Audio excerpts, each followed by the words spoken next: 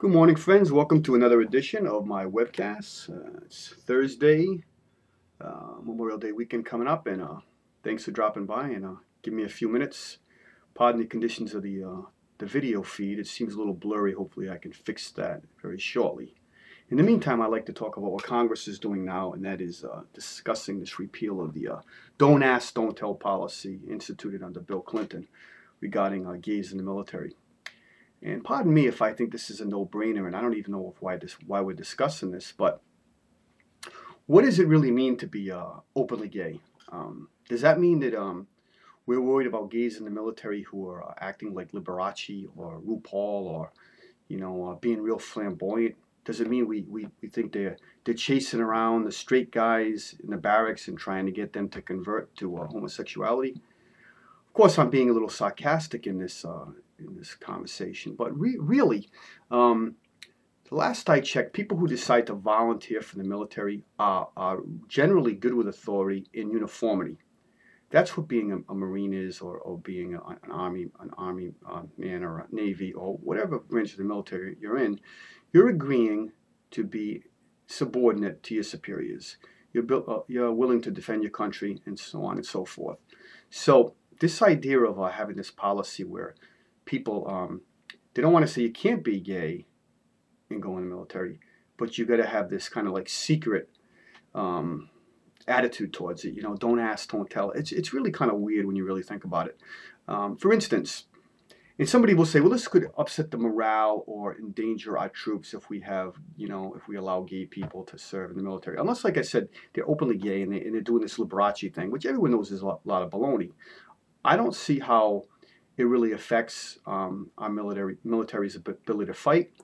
And I could also think of other arguments where we would have to have basically everybody be the same for that potential not to exist. For instance, um, there's some people in the military who may not believe in God. They may, in the barracks one night be reading a book by Christopher Hitchens, God is not great, or God is a delusion, whatever.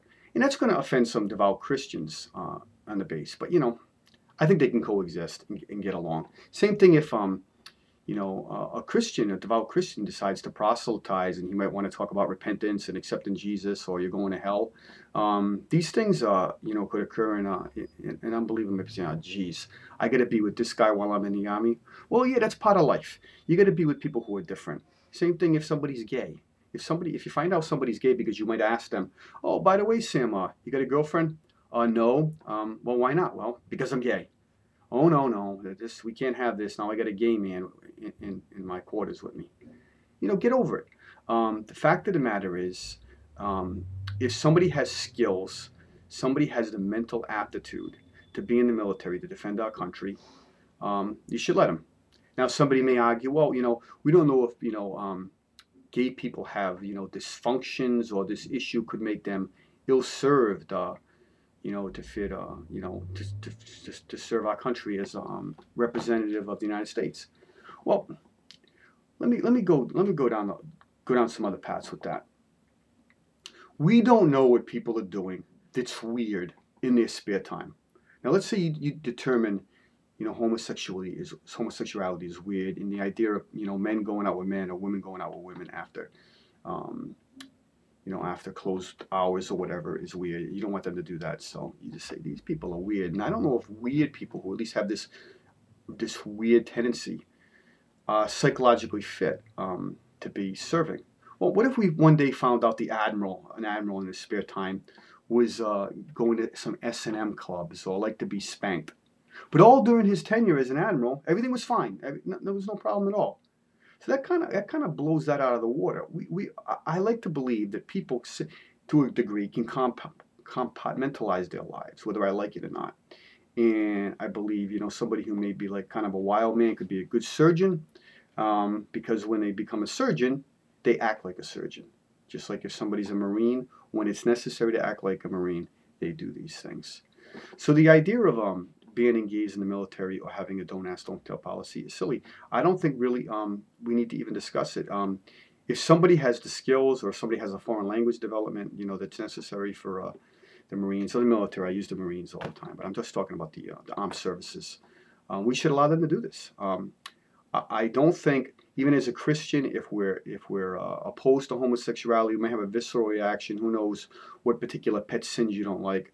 The fact of the matter is, we live with sinners all the time, and we have to concede that on a lot of levels, sinners are people who commit sins, yet have skill sets that are needed in our society, and we have to get along with them. It's a pluralistic society, and I don't think you necessarily say by signing a bill that says gays can serve in the military, you're necessarily endorsing homosexuality. You're just looking at the reality of a world where people of all walks of life join things, and if they're willing to play by the rules, we should let it go and we should allow it.